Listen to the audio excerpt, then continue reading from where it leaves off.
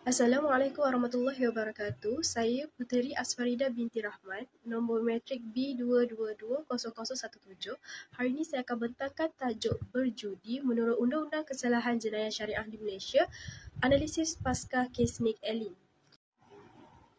Pertama sekali, kes ini merupakan cabaran terhadap kuasa Badan Perundangan Negeri Kelantan untuk menggubal sebahagian daripada enakmen kanun syariah jenayah 2019. Daripada 68 seksyen dalam enakmen tersebut, Pan Petition telah cabar 20 seksyen yang merangkumi pelbagai kesalahan. Berdasarkan Senarai Negeri Senarai 2 dalam jadual ke-9, negeri-negeri mempunyai kuasa untuk menggubal undang-undang berkaitan dengan hal ehwal Islam, termasuklah undang-undang keluarga Islam, undang-undang diri dan adat serta kesalahan-kesalahan terhadap rukun-rukun Islam. Walau macam mana pun kuasa ini terhad dan tak boleh menyentuh bidang kuasa persekutuan.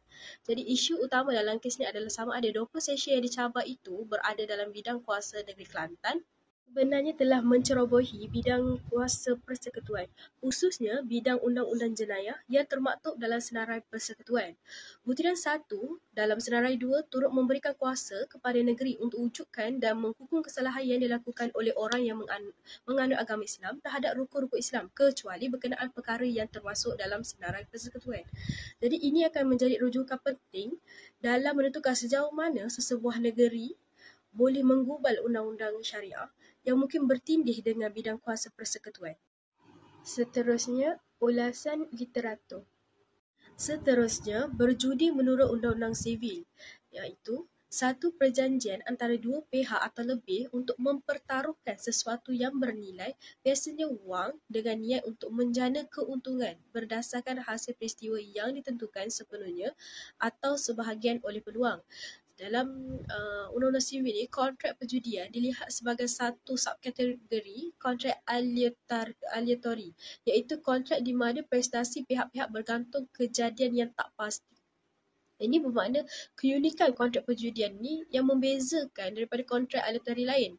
Contohnya insurans adalah niat kedua-dua pihak ni untuk menjana keuntungan semata-mata berdasarkan hasil peristiwa yang tak pasti. Keduanya, elemen perjudian ni ialah elemen balasan, iaitu consideration. Dalam konteks Undang-Undang Sivil, konsep balasan berkait rapat dengan idea, iaitu kausa atau sebab kontrak. Balasan atau harga yang dibayar oleh satu pihak merupakan aspek asas yang membentuk kewajipan kontrak. Dalam sistem common law, balasan iaitu consideration adalah prasyarat untuk kebolehkuasaan kontrak, yang mana dalam Undang-Undang Sivil pula fokus kepada kausa, iaitu sebab kontrak. Bagi perjudian, kausa kontrak ni sering dianggap tak selari dengan dasar awam, iaitu ordinary public, yang menyebabkan kontrak tersebut mungkin sah tetapi tak boleh dikuatkuasakan. Seterusnya, elemen hadiah, iaitu sesuatu yang bernilai yang boleh dimenangi oleh pemain. Dalam Undang-Undang Sivil difahami sebagai objek prestasi. Kontrak hadiah merupakan obligasi pihak yang kalah untuk bayar pihak yang menang. Dalam sivil ni, nilai tak semestinya merujuk kepada nilai ekonomi sahaja, tetapi boleh merangkumi keuntungan moral atau sosial. Oleh itu, definisi tentang hadiah, elemen hadiah ni termasuk ulangan permainan secara percuma, adalah konsisten dengan pandangan Undang-Undang Sivil yang lebih fleksibel tentang apa yang membentuk balasan yang sah. Seterusnya, elemen peluang, iaitu satu elemen kemungkinan atau kebarangkalian yang berbeza dengan kepastian, adalah teras kepada klasifikasi perjudian sebagai kontrak aleatori dalam Undang-Undang Sivil, yang mana dalam sistem Undang-Undang Sivil membezakan antara permainan peluang tulen di mana hasilnya ditentukan sepenuhnya oleh peluang, permainan kehadiran di mana hasil yang ditentukan terutamanya oleh kemahiran pemain serta permainan campuran, yang mana hasil ditentukan oleh gabungan peluang dan kemahiran. Berjudi menurut kesalahan jenayah syariah ialah perbuatan atau permainan yang bergantung kepada nasib yang melibatkan penggunaan wang sebagai pertaruhan. Ianya merangkumi pelbagai aktiviti seperti beli nombor ekor, pertaruhan dalam permainan kad, segala bentuk pertaruhan yang hasilnya bergantung kepada nasib atau kebetulan ia dinamakan berjudi. Di Malaysia telah wujudnya sekurang-kurangnya 4 undang-undang khusus di peringkat persekutuan untuk mengawal aktiviti perjudian, iaitu yang pertama Akta Pertaruhan 1953 yang kawal aktiviti pertaruhan di Malaysia. Kedua, Akta Rumah Judi Terbuka 1953 yang kawal penubuhan dan operasi rumah judi. Yang ketiga, Akta Perlumbaan iaitu lembaga totalisator pada tahun 1961 yang berkaitan dengan pertaruhan dalam perlumbaan. Dan yang keempat, Akta Loteri 1952 iaitu akta yang mengawal aktiviti loteri dan permainan yang seumpamanya. Seterusnya, elemen kesalahan dari perspektif undang-undang untuk dakwa seseorang di bawah kesalahan jenayah syariah berkaitan perjudian. Pihak pendakwa perlu buktikan wujudnya perbuatan berjudi. Ini termasuk menggunakan wang sebagai pertaruhan, beli tiket judi contoh nombor ekor, buat pertaruhan dalam apa-apa perkara dan terlibat dalam permainan judi contoh down throw. Perjudian ini telah mengalami evolusi yang ketara dalam era moden yang mana judi kini wujud dalam pelbagai bentuk contoh mesin slot, jackpot hingga ke platform pertaruhan atas talian yang canggih. Aktiviti perjudian kini sering melibatkan penggunaan komputer dan internet, membolehkan orang mengakses platform perjudian ini dari mana-mana lokasi. Perkembangan teknologi ini telah sukarkan pihak berkuasa untuk kesan aktiviti perjudian, terutamanya yang berlaku atas talian atau melalui aplikasi yang mudah alih. Jadi evolusi ini menciptakan cabaran dalam penguatkuasaan undang-undang yang berkaitan dengan perjudian, yang mana memerlukan pendekatan yang lebih canggih dan kolaboratif antara pelbagai agensi dan penguatkuasaan. Selain itu, kehadiran di tempat judi yang mana berada di tempat yang digunakan untuk aktiviti perjudian ini sama ada di rumah judi atau mana-mana lokasi lain yang digunakan untuk tujuan tersebut juga boleh jadi asas pendakwaan di bawah undang-undang syariah. Seterusnya latar belakang kes ni Elin. Kes ini bermula dengan penggubalan enakmen Kanun Jenayah Syariah 2019 oleh Dewan Undangan Negeri Kelantan. Enakmen ini merupakan sebahagian daripada usaha Kerajaan Negeri Kelantan untuk melaksanakan undang-undang syariah yang lebih komprehensif di negeri tersebut. Setelah enakmen ini diluluskan, Elin dan anaknya memfailkan cabaran perundangan terhadap enakmen tersebut di Mahkamah Tinggi. Kes ini kemudiannya dibawa ke Mahkamah Persekutuan untuk dapatkan keputusan muktamad mengenai isu-isu perlembagaan yang dibangkitkan.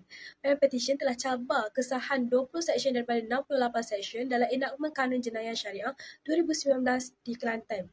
Asas utama cabaran adalah bahawa Badan Perundangan Negeri Kelantan telah melampaui bidang kuasanya dengan menggubal peruntukan-peruntukan tersebut. Jadi menurut petition, peruntukan yang dicabar adalah berkaitan dengan perkara yang terletak di bawah bidang kuasa eksklusif Parlimen berdasarkan jadual ke-9 Perlembagaan Persekutuan. Dengan kata lain, negeri tak ada kuasa untuk gubal undang-undang berkaitan perkara-perkara tersebut. Jadi di awal pembicaraan, petition telah tarik balik cabaran terhadap dua peruntukan iaitu Seksyen 5, kesalahan berkaitan dengan dakwaan palsu tentang kenabian Imam Mahdi, keramat atau pengetahuan luar biasa, dan Seksyen 371 Pasal 1 Fasal A, kesalahan berjudi atau berada di tempat perjudian. Penarikan balik ni bermakna kedua-dua peruntukan ini dianggap sah dan kekal berkuat kuasa. Jadi mahkamah telah benarkan permohonan petition untuk mendeklarasikan bahawa 17 seksyen yang lain termasuk Seksyen 37 Pasal 1 Fasal B yang berkaitan dengan aspek perjudian yang lain sebagai batal dan tidak sah. Alasan utama keputusan ini adalah kerana Badan Perundangan Negeri Kelantan telah buat undang-undang berkenaan hal perkara yang tidak mempunyai kuasa untuk membuatnya. Seterusnya, metodologi. Penulisan ini menggunakan pendekatan kualitatif yang bertujuan untuk dapatkan pemahaman mendalam mengenai kebolehterimaan keterangan pendapat di Mahkamah Syariah, termasuk cabaran, peluang penambahbaikan yang berkaitan. Sumber data bagi kajian ini diperoleh daripada sumber primer iaitu melalui peruntukan status iaitu perundangan yang difokuskan kepada undang-undang keterangan di Mahkamah Syariah. Kes-kes terpilih dari beberapa mahkamah syariah di negeri-negeri utama memberikan variasi yang luas. Reka bentuk kajian ini berdasarkan analisis kandungan dan analisis kes yang sesuai untuk menilai data yang berkaitan dengan undang-undang dan kes-kes perundangan. Seterusnya, hasil peruntukan bagi negeri Kelantan. Seksyen 37 Fasa 1 iaitu mana-mana orang yang Fasa 1A yang berjudi atau didapati berada di tempat berjudi sama ada dia melakukan perjudian atau tidak. 371B menganjurkan, memberi tempat atau membenarkan apa-apa aktiviti perjudian di mana premis di bawah miliknya atau kawalannya. Adalah melakukan satu kesalahan apabila disabitkan boleh didenda tak lebih RM3,000 atau dipenjarakan selama tempoh tak lebih 2 tahun atau kedua-duanya. Inilah seksyen yang dibatalkan ni. Seksyen 37 Fasa 1 Fasa B. Seterusnya, kes berkaitan di Mahkamah Syariah iaitu kes Public Prosecutor lawan dengan Tan Keong Khoi pada tahun 1995. Yang mana dalam kes tu, Tan Keong Khoi ni didakwa kendalikan sistem kutu iaitu sejenis sistem kredit bergilir atau simpanan bergilir yang popular dalam masyarakat Asia Tenggara. Walau bagaimanapun, versi kutu yang dikendalikan oleh tertuduh ni mempunyai elemen tambahan di mana penerima wang ditentukan melalui proses cabutan yang memperkenalkan elemen peluang atau pertaruhan ke dalam aktiviti tersebut. Isu utama dalam kes ni adalah aktiviti kutu seperti yang dikendalikan tertuduh termasuk dalam definisi perjudian di bawah Akta Rumah Judi terbuka tahun 1953. Peserta meletakkan wang mereka dengan harapan terima pulangan yang lebih besar berdasarkan hasil yang tak pasti. Tertuduh mengambil sebahagian daripada dana sebagai keuntungan serupa dengan rumah dalam operasi perjudian konvensional. Jadi, mahkamah telah memutuskan bahawa aktiviti kutu seperti yang dikendalikan tertuduh termasuk dalam definisi perjudian di bawah Undang-Undang Malaysia sebab ia memenuhi kriteria asas perjudian iaitu pertaruhan sesuatu yang bernilai pada hasil yang tak pasti dengan harapan mendapat pulangan. Seterusnya, kes kedua adalah kes Lau Ki Ho lawan dengan Public Prosecutor pada tahun 1983, di mana dalam kes ini dia berkait dengan penerapan anggapan bersalah di bawah Seksyen 37 Fasa 1 Fasa B. Pada tahun 1983, Lau Ki Ho ni didapati berada di sebuah premis yang digunakan sebagai rumah judi di Johor. Pihak polis telah buat sebuan ke premis tersebut dan mendapati beberapa orang termasuk Lau Ki Ho berada di dalamnya. Lau Ki Ho ni didakwa di bawah Seksyen 4 Fasa 1 Fasa C Akta Rumah Judi Terbuka pada tahun 1953 yang mana pembelaan utama Lau Ki Ho dia adalah bahawa beliau tak berada di premis tersebut untuk tujuan berjudi. Beliau dakwa bahawa kehadirannya di situ adalah untuk cari seseorang rakan. Nama Lau Ki Ho ni tak dapat mengemukakan bukti kukuh untuk sokong dakwaan ini. Beliau tak dapat memberikan butiran terperinci tentang rakan yang dicari. Contoh, nama lengkap, kenapa dia nak kena cari rakan tersebut pada waktu tu, atau kenapa beliau perlu masuk ke dalam premis tu untuk cari rakan dia. Jadi mahkamah telah memutuskan bahawa apabila anggapan bersalah dikenakan oleh undang-undang, tertuduh ni perlu kemukakan bukti yang cukup untuk patahkan anggapan tersebut, untuk menafikan anggapan tersebut. Jadi untuk menafikan anggapan tersebut, tertuduh perlu buktikan atas timbangan kebarangkalian iaitu bukan melampaui keraguan munasabah lah bahawa kehadirannya di premis tersebut bukan untuk tujuan berjudi. Seterusnya, fatwa berkaitan judi. Dalam Islam, judi adalah diharamkan secara tegas berdasarkan Al-Quran dalam surah Al-Baqarah dan surah Al-Ma'idah. Yang mana, jauhilah perbuatan-perbuatan itu agar kamu dapat keberuntungan. Sesungguhnya syaitan itu bermaksud hendak timbulkan permusuhan dan kebencian di antara kamu dan menghalang kamu dari mengingat Allah. Keduanya, Muzakarah Jawatankuasa Fatwa Majlis Kebangsaan bagi hal ehwal agama Islam Malaysia telah keluarkan fatwa mengharamkan semua bentuk perjudian, termasuklah perjudian dalam talian dan sebagainya. Semua majlis agama Islam negeri di Malaysia telah keluarkan fatwa yang sama mengharamkan judi dalam semua bentuk. Fatwa ini merangkumi semua bentuk judi, sama ada tradisional ke, moden ke, termasuk permainan kasino, loteri, pertaruhan sukan, permainan dalam talian yang melibatkan wang dan perdagangan spekulatif yang memiliki unsur perjudian, termasuklah platform perjudian dalam talian, aplikasi mudah alih yang tawarkan permainan dengan taruhan yang sebenar.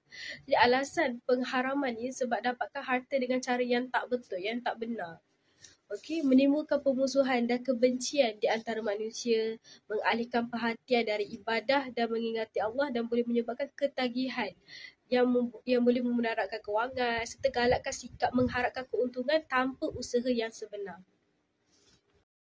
Seterusnya, perbincangan kesan pembatalan Seksyen 37, Fasa 1, Fasa B. Pertama, pertumbuhan platform perjudian dalam talian, yang mana teknologi telah memainkan peranan penting dalam transformasi industri perjudian. Telefon pintar yang semakin mampu milik dan akses internet yang meluas telah wujudkan persekitaran di mana hampir siapa saja boleh akses platform perjudian ni dari mana-mana lokasi. Teknologi terkini, contoh permainan masa nyata iaitu real-time gaming, reality maya, iaitu VR, dan antara muka yang mesra, pengguna telah jadikan pengalaman perjudian ini dalam talian lebih menarik dan mendalam berbanding sebelumnya. Jadi semasa tempoh PKP, Perintah Kawalan Pergerakan, apabila pusat perjudian fizikal ni ditutup dan orang ramai terkurung di rumah, ramai yang beralih kepada platform dalam talian ni untuk hiburan dan dalam beberapa kes sebagai sumber pendapatan tambahan yang diharapkan. Okey, kedua, kaedah pembayaran digital ini tawarkan kerahsiaan yang mana transaksi lebih susah nak dikesan berbanding kaedah tradisional, serta pemindahan dana yang hampir serta-merta, khususnya mata wang kripto, contoh Bitcoin, Tether, Ethereum, yang mana kini diterima secara luas oleh platform perjudian dalam talian yang membolehkan pengguna tu elak sekatan perbankan yang sering dikenakan terhadap transaksi perjudian. Jadi pembatalan Seksyen 37 Fasa 1 Fasa B, enakmen Kanun Jenayah Syariah Kelantan ni, dan implikasi keputusan tersebut telah cetuskan keadaan di mana terdapat kekosongan dalam penguatkuasaan terhadap pengendali dan pemaju platform perjudian dalam talian dari perspektif syariah, iaitu ketidakjelasan tentang bidang kuasa antara pihak berkuasa persekutuan dan negeri, menyukarkan penguatkuasaan yang berkesan. Pihak berkuasa agama negeri kehilangan asas undang-undang yang jelas untuk bertindak terhadap aspek perjudian dalam talian. Dari segi ekonomi pula, dianggarkan berbilion ringgit yang mengalir keluar dari Malaysia setiap tahun ke platform perjudian antarabangsa. Wang ni bukan sahaja hilang dari ekonomi tempatan, tapi juga tak dikenakan cukai sebab kehilangan hasil yang ketara bagi kerajaan. Kedua, pemegang lesen judi. Keputusan ini mengiktiraf bahawa pengawasalian premis perjudian, termasuklah pengeluaran lesen, adalah di bawah bidang kuasa eksklusif persekutuan, bukan negeri. Ini bermakna sistem pelesenan persekutuan untuk premis judi kekal tak terjejas oleh enakmen syariah. Pemegang lesen judi yang sah di bawah undang-undang persekutuan dapat terus beroperasi seperti biasa. Kerajaan negeri tak boleh gubal undang-undang yang cabar kesahan sistem pelesenan persekutuan. Keputusan Mahkamah Persekutuan dalam kes Nik Alin yang membatalkan Seksyen 37 Fasa 1 Fasa B dalam enakmen Kanun Jenayah Syariah Kelantan, tetapi kekalkan Seksyen 37 Fasa 1 Fasa A yang larang perbuatan berjudi atau berada di tempat berjudi untuk orang Islam. Yang mana pembatalan Seksyen 37 Fasa 1 Fasa B ni sebenarnya kukuhkan keabsahan sistem pelesenan judi ni di bawah Undang-Undang Persekutuan. Keputusan ni mengiktiraf bahawa pengawasalian premis judi ni termasuk pengeluaran lesen adalah di bawah bidang kuasa eksklusif persekutuan, bukan negeri. Walaupun Seksyen 37 Fasa 1 Fasa B ni telah dibatalkan, Seksyen 37 Fasa 1 Fasa A ni melarang orang Islam daripada berjudi atau berada di tempat judi masih kekal sah. Ini bermakna orang Islam masih dilarang daripada berjudi atau berada di premis judi walaupun premis tu mempunyai lesen sah. Pemegang lesen judi ni masih perlu pastikan bahawa tak ada orang Islam yang memasuki premis mereka untuk tujuan perjudian. Okey, walaupun Seksyen 37 Fasa 1B telah dibatalkan, pegawai penguatkuasa agama masih ada kuasa untuk ambil tindakan terhadap orang Islam yang didapati berjudi atau berada di premis perjudian. Mereka masih boleh lakukan sebuah ke premis perjudian untuk kesan orang Islam yang langgar larangan ni. Tapi mereka tak boleh ambil tindakan terhadap pemegang lesen judi itu sendiri semata-mata sebab menjalankan aktiviti perjudian berlesen. Okay, dalam Seksyen 18 Akta Kesalahan Kecil pada tahun 1955 berkaitan dengan pengurusan premis yang tak teratur. Mengenali premis perjudian yang membenarkan orang Islam berjudi boleh didakwa di bawah Seksyen ini, yang mana kesalahan ni membawa hukuman denda sehingga RM100. Okay, walaupun jumlah denda tu mungkin kecil, pendakwaan boleh cemarkan rekod pengendali dan jejaskan pembaharuan lesen pada masa hadapan. Okay, seterusnya, rekod berulang kali gagal menghalang orang Islam dari berjudi ni boleh jadi asas untuk tolak pembaharuan lesen tadi. Oleh itu, pemegang lesen harus ada prosedur yang jelas untuk menangani situasi apabila orang Islam cuba masuk premis mereka atau didapati berada di dalamnya, contoh dengan tolak kemasukan secara hormat tapi tegas, prosedur untuk minta orang Islam tinggalkan premis kalau mereka masuk dan lain-lain. Okay. Seterusnya, pembatalan Seksyen 37 Fasa 1B ni dalam enakmen Kanun Jenayah Syariah Kelantan dalam kes ni ini tak ubah sistem pelesenan judi di bawah Undang-Undang Persekutuan. Sebaliknya, ia mengukuhkan prinsip bahawa pengawasaliaan dan pelesenan premis perjudian adalah di bawah bidang kuasa eksklusif persekutuan. Walau macam mana pun, pemegang lesen judi ni masih perlu pastikan bahawa orang Islam tak terlibat dalam aktiviti perjudian di premis mereka sebab larangan ini masih berkuat kuasa di bawah Seksyen 37 Fasa 1 Fasa A dan peruntukan serupa dalam enakmen syariah di negeri-negeri lain. Ketiga, kehadiran bukan tujuan berjudi. Okey, ini berdasarkan prinsip anggapan bersalah sehingga dibuktikan tak bersalah. Yang jadi pengecualian kepada prinsip umum tak bersalah sehingga dibuktikan bersalah. Ia meletakkan beban pembuktian kepada individu untuk buktikan bahawa kehadiran mereka ni bukan untuk tujuan bukan untuk tujuan perjudian. Jadi anggapan bersalah iaitu presumption of guilt tu dalam konteks perjudian bermaksud bahawa undang-undang mengandaikan seseorang bersalah semata-mata berdasarkan keadaan tertentu. Okay. Seseorang yang berada di tempat judi tetapi tak main judi masih boleh didakwa di bawah Seksyen ini sebabkan anggapan undang-undang. Okay. Undang-undang menganggap kehadiran sahaja sebagai bukti niat untuk berjudi.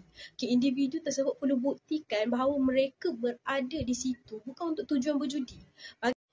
Jadi bagi membuktikan tujuan kehadiran boleh jadi susah dari segi praktikal lah untuk individu yang benar-benar berada di tempat judi itu tanpa niat berjudi.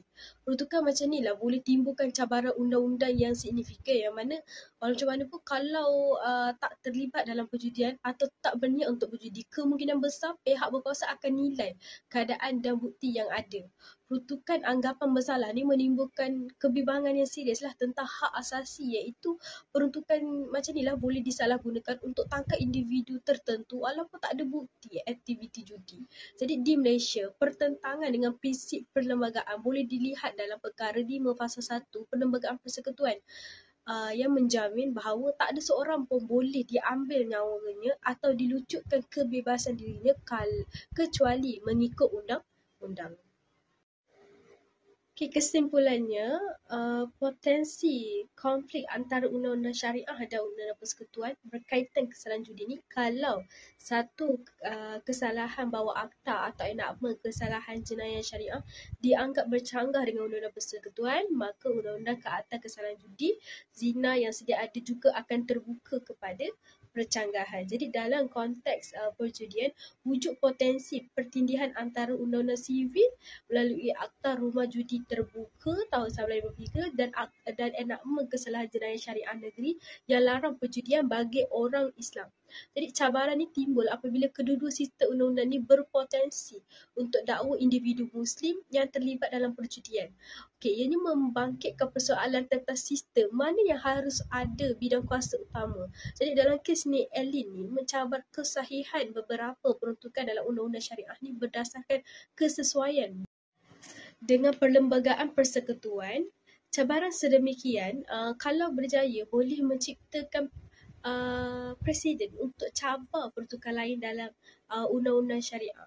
Jadi pencanggahan antara dua sistem perundangan ini boleh wujudkan ketidakpastian tentang undang-undang mana yang terpakai dalam keadaan tertentu. Jadi membuat individu dan penguat kuasa undang-undang kurang pasti tentang hak dan tanggungjawab mereka. Itu sahaja daripada saya. Sekian, terima kasih.